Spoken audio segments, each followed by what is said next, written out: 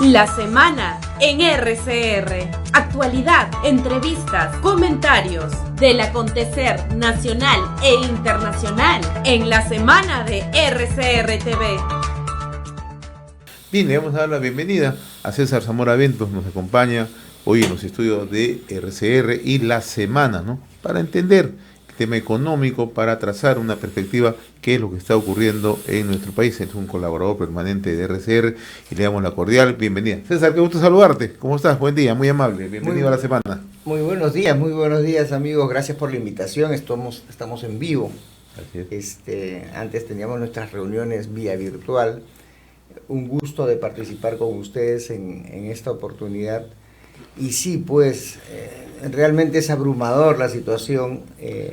Yo podría mencionar que desde la época de Kuczynski hemos venido de tumbo en tumbo y ahora los procesos están más acelerados y cada vez en la relación que existe entre incapacidad en las cosas públicas con los resultados que estamos viendo.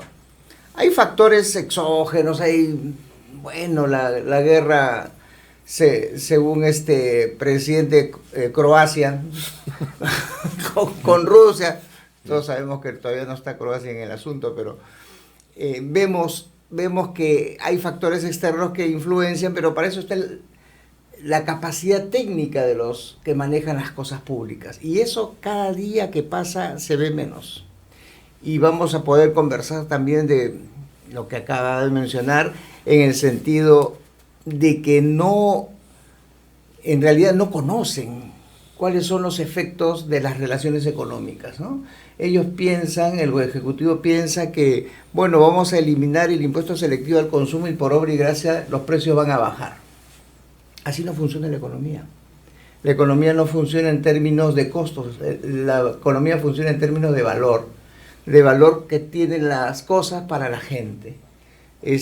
Vamos a quitarle el IGB a los alimentos, pero esos son los productos no masivos, sino son los productos, digamos, que pagan IGB, pero el panadero de la esquina, a quienes le compramos el plan calientito, ese no te factura. El que te vende el pollo colgado ahí en los mercados, ese no te factura.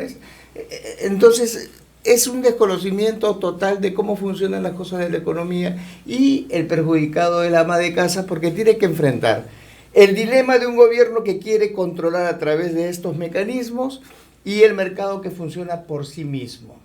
Y tenemos las consecuencias que tenemos. Familias, las más vulnerables, sufriendo el incremento incesante de los precios, ¿no? Entonces, ¿hasta dónde vamos a llegar? Esa es la gran pregunta. ¿Hasta dónde la economía de los hogares va a llegar con esta incertidumbre y este mal manejo? Todo esto cubierto con escándalos de tesis del presidente, de la primera dama. La segunda dama, ahora según algún programa de televisión. Y que se abre una cajita de Pandora respecto de cómo se están otorgando los títulos en el país, en estas universidades, porque ya queda dudas, ¿no? O sea, si hay toda una organización para dar un título, no creo que el único privilegiado sea Pedro Castillo, que en ese tiempo era una persona X, digamos, un NN. Y el otro caso, para no desviar el tema, lo que tú estás mencionando, César, ¿no? Estamos hablando de una universidad que de una u otra manera tiene algún posicionamiento ya en el mercado universitario. Veamos otras que están muy por debajo, ¿no? Si tienen algún tipo de control, tienen algún mecanismo, algún rigor académico, ¿no? El tema es bastante delicado. En realidad, como tú dices, se abrió una caja de Pandora. ¿Cierto? No sabemos hasta dónde va a llegar. Ya existen en curso investigaciones, ¿no? Para ir mirando el accionar de algunas universidades y la forma como se ha ido manejando este tema, ¿no? Sí, en realidad hay muchas aristas que se están abriendo y que ponen en tela de juicio, de repente antes la Asamblea Nacional de Rectores, ahora la SUNEDU, ¿no? Que al final lo único que hace es cambiar de nombre, como antes fue la Academia Nacional de la Magistratura con la Junta Nacional de Justicia. Se cambian los nombres, pero para hacer lo mismo ponen otras personas y el problema, lejos de resolverse, se agudiza más. Entonces, barbas en remojo, ¿no? Barbas en remojo, hasta dónde está yendo el país. Yo puedo hacer un registro histórico, una línea de tiempo desde PPK, cuando empiezan sus problemas y tiene que renunciar. De allí para adelante todo es tumbos tras tumbos. Había una esperanza, no sé si se acuerdan cuando ganó PPK. Bueno, pues la chinita estaba llorando por un lado, pero PPK gobernaba. Pero de ahí que nos vino la esperanza esa que teníamos de empezar a emerger, empezar a resolver problemas que ya se estaban dando. No sé, absolutamente nada. Se cayó ese gobierno, entró Vizcarra, ¿y para qué? Nos viene la pandemia, pero nadie reacciona. Todo el mundo está con su extinguidor y tratando de apagar incendios. Y antes hablábamos de que, no, bueno, está el piloto automático, ¿no? Ahora ya no podemos hablar del piloto automático. Ahora, César, ese es un punto interesante lo que mencionas. La reacción de los ciudadanos. Parece que en el Perú no pasara nada. O sea, todos estos escándalos que estamos viendo, que ameritarían una inmediata, diríamos, recomposición de los que están en este momento manejando los hilos del poder en el Perú, tendrían que dar un paso al costado. Hemos visto en otros países que este tipo de escándalos han llevado evidentemente a un recambio inmediato, ¿no? ¿Por qué? Porque los medios de comunicación, la opinión pública en su conjunto, hacían una presión tal que ese representante que estaba puesto en un cargo público decisivo para encaminar las políticas en beneficio de la población, quedaba ya totalmente incapacitado, ética y moralmente, para conducir un sector, asumir responsabilidades de gobierno, y tenía que dar un paso al costado, como decimos. Pero acá no pasa nada. O sea, ¿qué cosa falta aquí en el Perú para que la gente diga, ya hasta aquí nomás llegamos, ya no podemos más? Y será producto quizás de que no tenemos instituciones también que canalicen eso, porque no están lo suficientemente consolidadas, sus dirigentes no han demostrado también esa solvencia necesaria para que estas organizaciones puedan salir al frente. ¿O será porque en realidad somos un país casi 80% con una economía informal, que la gente se la busca allí y no depende exactamente de las políticas públicas? A mucha gente, como tú dices, por ejemplo, la ama de casa o el poblador común y corriente, zonas populares, que va al mercado y hace su mercado y hace un gasto diario, ¿no? Que si lo sumamos en el transcurrir de las semanas y los meses, vemos globalmente es una cantidad en una sumatoria es enorme, pero que está inyectando dinero a la economía, pero de manera informal, que sobrevive a pesar de, que realiza sus actividades a pesar de las políticas cerradas que tiene un sector.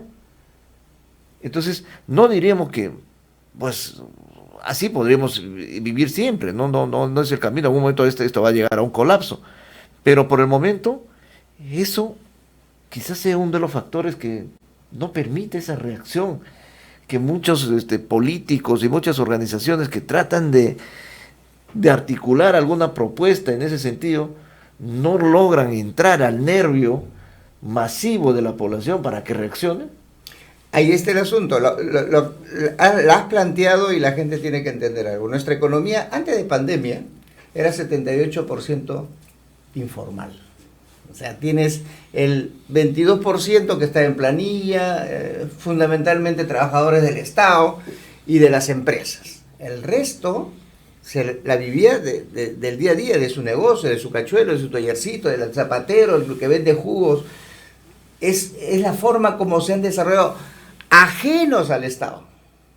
O sea, no reciben nada del Estado, ¿no? Porque el Estado no promueve la formalidad, pero están dinamizando la economía dentro de la informalidad. Cajamarca, por ejemplo, del lugar donde yo soy, la informalidad llegaba al 90% pospandemia. O sea, al final, el Estado hace o no hace a ese 90% en Cajamarca, y ahora al 80% en el país, no le interesa el Estado. O sea, no vive del Estado. Nosotros, o el trabajador, o el médico, o el profesor, o el policía, ellos sí tienen sus ingresos a través del funcionamiento formal de la economía, porque a través de ese funcionamiento formal entran ingresos vía impuestos y con eso le pagan la planilla. ¿No es cierto? Entonces, pero el resto, por eso no reacciona la gente, porque la gente está concentrada en cómo cachueleo hoy para tener mi sustento, para atender la necesidad de la familia. Y lo que haga Castillo, lo que haga el ministro de Economía, lo que haga el ministro de Salud, de Educación, les interesa un poco. O sea, no les interesa porque no tienen solución. El Estado no está operando. Los anarcocapitalistas dirían, si este Estado desaparece, la economía sigue funcionando en base a la informalidad que existe. Lógicamente nosotros sabemos que ese camino es peligroso porque al final llegamos todos a una tierra de nadie y es un salvajismo neto. Pero, digamos, en concreto, ¿por qué la gente no pitea? Porque el Estado no le da ningún soporte, más bien a la informalidad la persiguen de manera irracional, sin lógica, pero no le da alternativa de formalización. Y ese es un punto que nosotros discutimos aquí en RCR, César, en algún momento, por ejemplo, cuando vemos la Sutran, ¿no? Uh-huh. Y la Sutran tiene que poner orden en el transporte. Pero la Sutran, nosotros comentábamos, lo primero que debía hacer, crear alternativa precisamente para encaminar una solución. Porque si tenemos, pongamos que tenemos 2 millones de pasajeros que necesitan transporte público todos los días para movilizarse en Lima, o quizás más, ¿cuánto realmente puede abastecer? O sea, ¿cuánto de esa demanda está siendo atendida por el transporte formal? Estamos hablando de Lima, fundamentalmente, por no decir en algunas otras ciudades donde también vemos este mismo problema. Entonces, perseguimos al formal, ¿no? Ahí estamos permanentemente mirando qué es lo que hace, qué es lo que no hace, y está bien, ¿no? Pero no solucionamos la parte crucial de la demanda.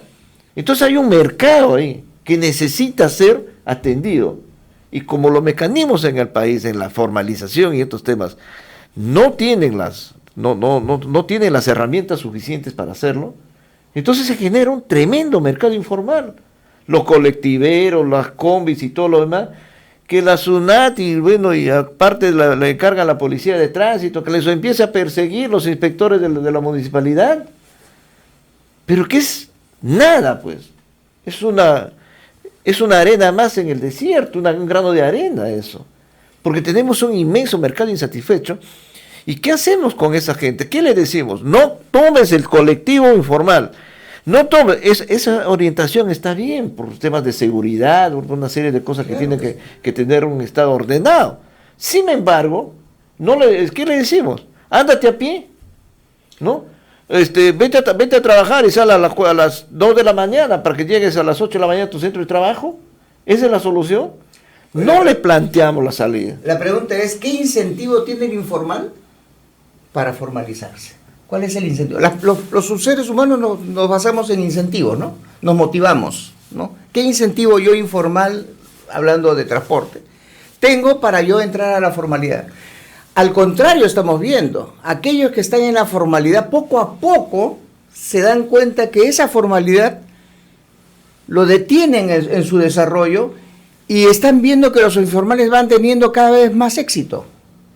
Entonces, ¿qué incentivo tenemos los formales para mantenernos en la formalidad o migrar hacia la informalidad? Esas señales las da el Estado. Pero vamos más allá, porque dentro de esa informalidad, y lo que tú señalas, cómo se incorporan, cómo van penetrando al mecanismo diario, al sistema productivo diario, tenemos minería ilegal, tenemos tráfico de terrenos, tenemos plata que ingresa por narcotráfico, tenemos plata que entra por tráfico de personas, contrabando. Todo eso forma parte de la informalidad. Exacto. Se incorpora diariamente. Y no estamos hablando de la persona que sale a vender, a lo mejor ganarse el pan de cada día con un kiosco en la esquina, o vendiendo caramelos al paso. No, estamos hablando ya de circuitos más organizados, de gente que mueve mucha cantidad de dinero, ¿no? En varios puntos del territorio nacional, ¿no? Y ahí viene lo que mencionabas. las instituciones. O sea, a las instituciones de hace un buen tiempo la están petardeando. Ya no hay poder judicial, ya no hay fiscalía, ya no hay los entes reguladores, controladores. Todas esas instituciones llamadas a dar un ordenamiento y dar incentivos para llevar una economía hacia la formalidad, están siendo golpeadas, destruidas. Entonces, ¿quién está detrás de esa destrucción de las instituciones? ¿Es por obra y magia de algo? No, hay un trabajo sistemático. Porque en realidad no hay respuesta, pues César. Yo te pongo, por ejemplo, el tema de servicios, en tema de telefonía, por ejemplo. ¿Cuántos reclamos diarios de ciudadanos que reciben el servicio están ahí pendientes de una solución y no hay forma? Porque tú no tienes a dónde recurrir. Llamas a la empresa y te contesta una grabadora, o te contestan de un call center, con distintos acentos de idiomas, ¿no? Te puede estar contestando un colombiano, un chileno, un ecuatoriano, lo que sea, ¿no? En algún punto de Sudamérica. Y te van a decir, sí, estamos viendo su problema, pero no te resuelven. Y yo te cuento un caso acá, para graficar. Aquí en RCR tuvimos un problema. Y estuvimos 4 meses sin servicio de cable. Y nos decían, ya va el técnico. Y cuando vino el técnico, nos quiso instalar un sistema nuevo con una tarifa distinta. Nos estaban vendiendo un nuevo producto. Y cuando dijimos, pero el problema no ha sido ocasionado por nosotros, el problema ha sido ocasionado por la empresa, que de noche a la mañana un día nos cortaron. ¿Y qué cosa dijeron? No, fue un problema del software, un problema técnico, pero ya lo vamos a solucionar. ¿Y saben cuál? Para hacer corta la historia. Esos 4 meses que estuvimos sin servicio, ¿no? Nos exigieron que los paguemos para que nos restituyan el servicio y con una nueva tarifa, porque la anterior ya había caducado. ¿Y a quién reclamo? ¿Me voy a ir a Indecopi con el señor Palacín allí? ¿No? ¿A dónde voy? ¿Me voy a quejarme públicamente en un parque, a gritar mi desgracia? Porque no tengo los mecanismos. Entonces, cuando vienen las propuestas populistas, ¿no? Y te dicen, ¿sabes qué? Este modelo no funciona por esto, porque en cierta forma se aprovechan de esa necesidad que existe, no resuelta, porque el Estado cada vez se muestra más débil frente a esos mecanismos de solución. Pero lo más peligroso, Carlos, es que intentan demostrar que el sistema no funciona, el modelo está caduco, y esa es la mejor demostración, ¿no? Entonces tenemos que cambiar todo, ¿no? Ahí viene precisamente están ligando toda esta temática que estamos conversando a un objetivo, ¿no? Pero precisamente viene mi suspicacia, ¿no? O sea, este abatimiento de las instituciones, este golpear de manera permanente, recurrente, a mí me llama la sospecha por parte de este gobierno en específico, de que ellos felices de que las instituciones colapsen para que precisamente la gente no encuentre la luz al final del túnel. Para demostrar su tesis. De que el modelo hay que cambiarlo de raíz. Sin embargo, nosotros que peinamos canas, nos acordamos del gobierno militar, en donde, y también el primer gobierno de Alan García, y con Belaúnde, donde tú querías tener una línea telefónica manejada por el Estado, ¿no es cierto? ¿Y qué pasaba?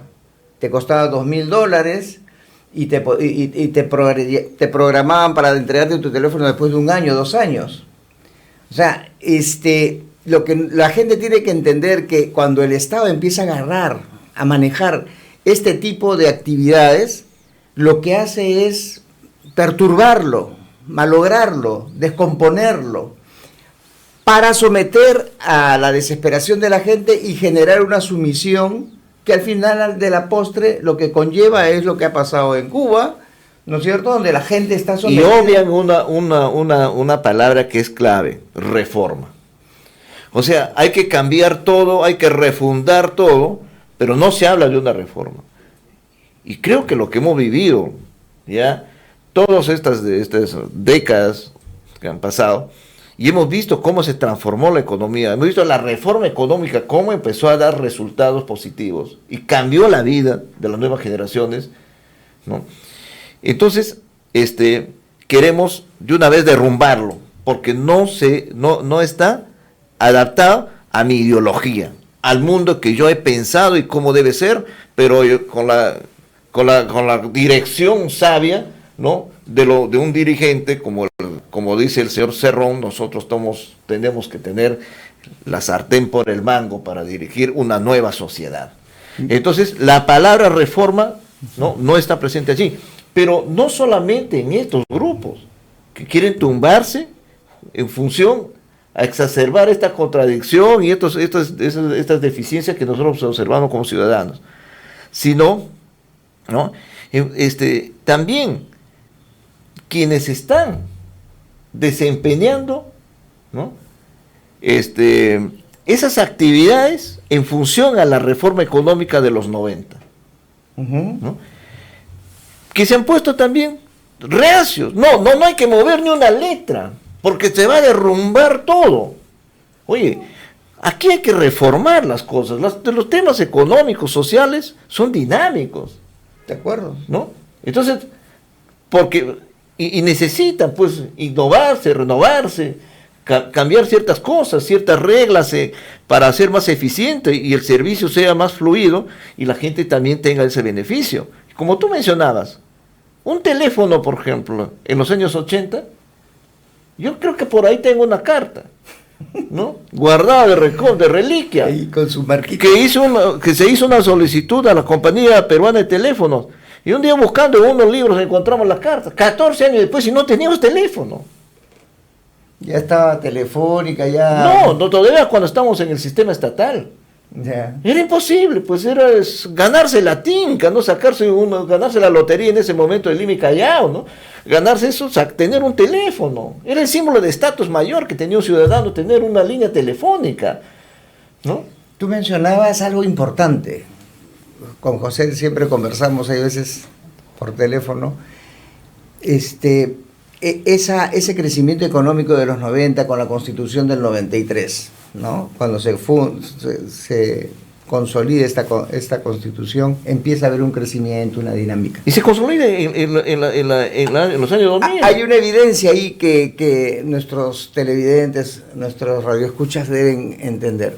En esa época y con esa Constitución, la participación del Estado se disminuyó a la mínima expresión. Y los actores económicos eran los que dinamizaban la economía. Las fuerzas productivas, de manera espontánea, buscaban su mejor interés y desarrollaban la economía y daban bienes y servicios que la población demandaba. Menos Estado, más crecimiento, más desarrollo. Pero los comunistas nos quieren vender la idea, y eso está escrito muy bien en el libro de James Buchanan, La elección pública, The Public Choice. O sea, ellos dicen, nosotros vamos a ser los que vamos a salvar el país. ¿Nosotros? ¿Quiénes son nosotros? Son hombres de carne y hueso, corruptibles, que manejan sus propios intereses, que son deficientes en muchas materias, pero que tienen un gran problema. Son absolutos. O sea, en ellos no hay capacidad de discernir, en ellos no hay capacidad de conversar como ahora estamos conversando, podemos intercambiar ideas. No, ellos dicen, nosotros como somos los iluminados, sabemos lo que la población, el pueblo quiere. Nosotros somos los únicos que sabemos lo que el pueblo quiere y vamos a trabajar por el pueblo. Pero son personas como nosotros. O sea, ¿cómo le vas a dar al Estado que te regule tu vida? Que te diga, ¿sabes qué? Esto es lo que vas a invertir y en esto vas a invertir, en esto no. Y hemos tenido una pequeña muestra durante la pandemia, César, donde veíamos, por ejemplo, algunos personajes que se rodearon al presidente Vizcarra y le daban ideas una más disparatadas que otras, ¿no?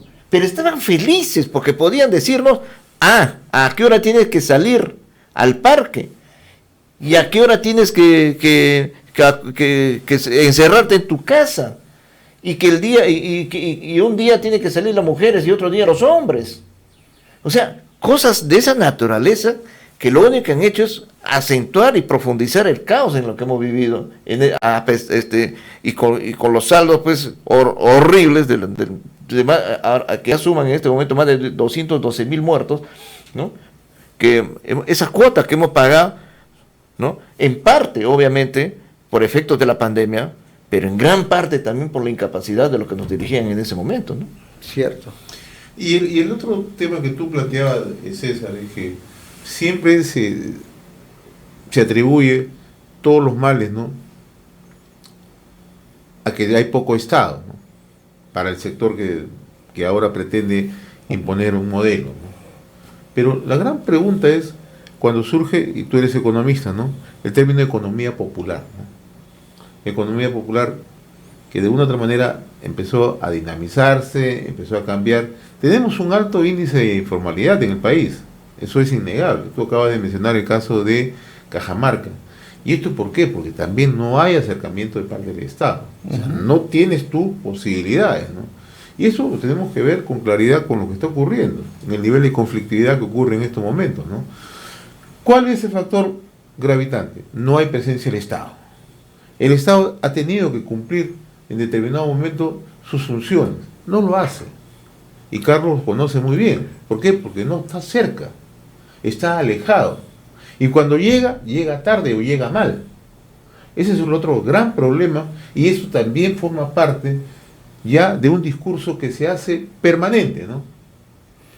Y eso lo utilizan ellos como un arma de poder imponer sus principios, tratar de poner sus ideas, tratar de imponer y llegar con sus mecanismos, ¿no? Y de ahí pasamos a este punto que es así medular para el desarrollo de la sociedad: la corrupción. ¿Dónde está la corrupción? ¿Dónde está enquistado? ¿Dónde se produce el intercambio de favores? ¿Quién es el que tiene la mayor billetera en el Perú? ¿No es el Estado? ¿No es el que tiene recursos para licitar obras? Ya. ¿Cuál es el origen de la corrupción? En Roque Benavides, en Romero. Ellos son privados, ellos arriesgan su plata, ellos invierten para sus negocios, a ellos no les da el Estado, pero cuando el Estado hace una obra pública, ¿de quién es esa plata?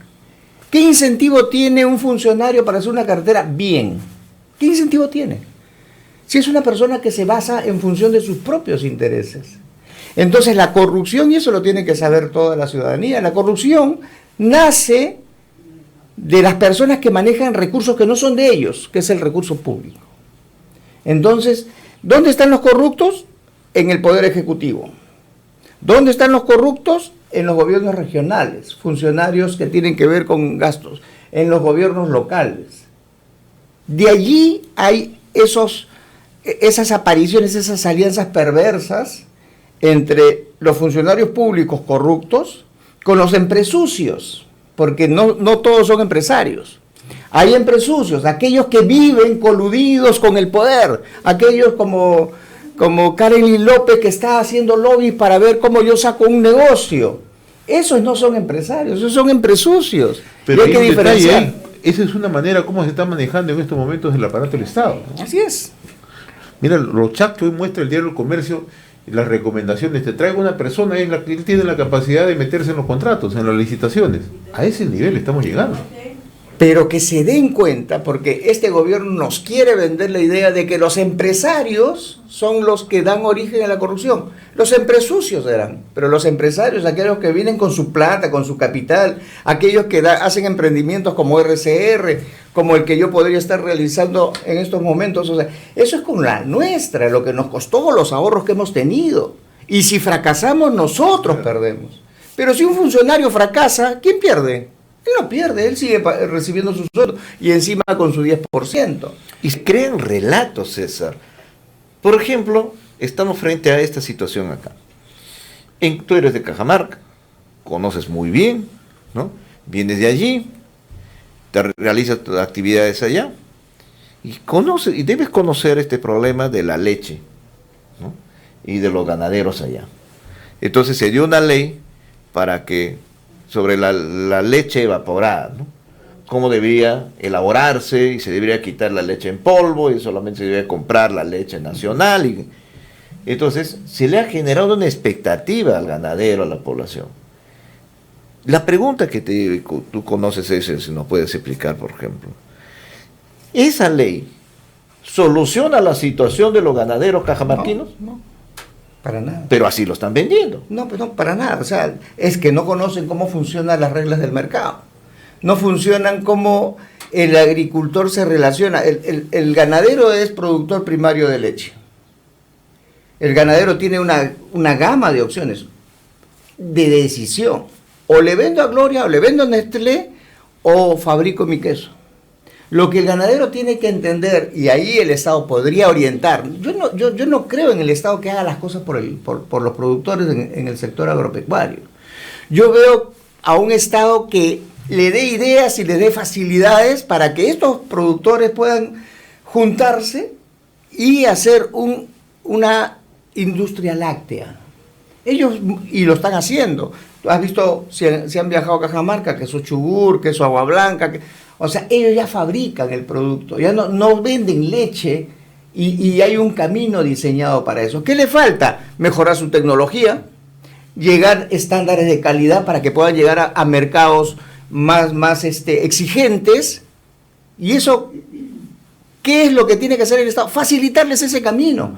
Pero nuevamente decimos, el Estado es el que al final, con sus señales, incentiva a que los productores formales se vayan a la informalidad y los informales se mantengan ahí, porque ese es el mejor espacio y la zona de confort para poder sobrevivir, sin tomar en cuenta de que en la formalidad, con un Estado promotor, podrían tener mejores resultados económicos y bienestar para su familia. Pero eso de ahí no dice el Estado. El Estado dice, no, voy a dar una ley populista para que te compren tu leche de manera obligatoria.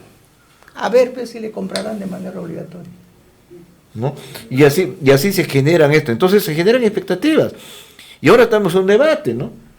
Porque a una congresista no se le ocurrió mejor idea, en un momento de crispación como este, poner un proyecto de ley, por ejemplo, diciendo hay que tirarse abajo esa norma que dictó el Estado, ¿no? sobre la compra de la leche a los ganaderos, de manera directa a los ganaderos nacionales. Y bueno, ya se generó todo un tema aquí, porque se supone que detrás de esa ley está Alicor, el grupo Romero y lo bueno de la Nestlé, ya se ha hecho todo un relato allí. Y perdemos de perspectiva la solución del problema. Exacto. ¿Cuál es el problema de los agricultores en este momento? No tienen acceso a fertilizantes. Sí. No tienen acceso a esas semillas de calidad para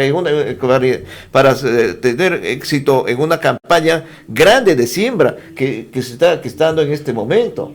No han tenido el capital suficiente. Y no tenemos terrenos tecnificados, que es un gran problema. Y esto viene de años, tú lo conoces muy de cerca. En el caso de los ganaderos, por ejemplo, no se ha hecho una política amplia, intensa, por ejemplo, de mejoramiento genético de especies ganaderas, ¿no? O sea, que podría revertir en ganado de carne, en ganado de leche. Tú conoces ese problema mejor que nosotros, César.